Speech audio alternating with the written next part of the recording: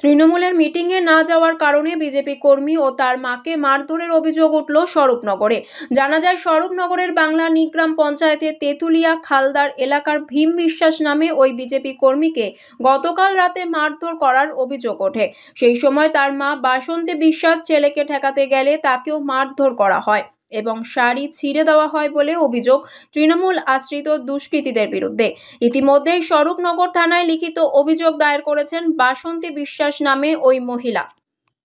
ঘরের মা বোনদের ওরা ছাড়ছে না। এরা দেখেছেন কোথায় কালকে কোথায় একটা মিটিং না মিছিল করেছে, লোকজন হয়নি। এবার লোকজন হয়নি, কোথায় কোথায় লোক বের করতে হবে, বাড়িতে বাড়িতে গেছে। বাড়িতে বাড়িতে যেয়ে বলছে কারোর ছেলেকে মারছে, একে মেরে মাথায় ব্যথায় দেখুন অবস্থা, মাথা ব্যথা পুরো একদম, এখানে মাথা ফুলে উঠেছে, বমি করেছে রাত্রে, সিটি স্ক্যান দিয়েছে ডাক্তার।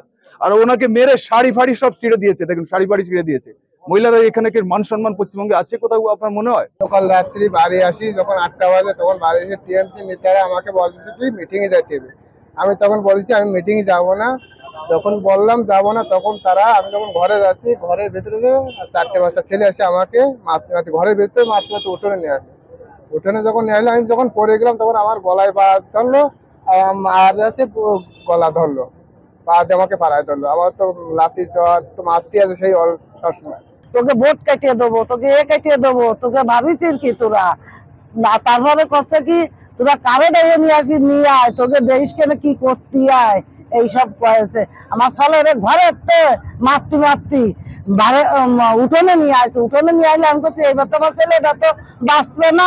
এইবার আমার ছেলেরা আমি যে বেড়ে ঠিয়াই দিছি, তাকে ঠিয়াই দিলি। আর তারপরে আমার চুলির মধ্যে যে আমার ধাক্কা দিয়েছে, ধাক্কা দিয়ে আমার মারেছে।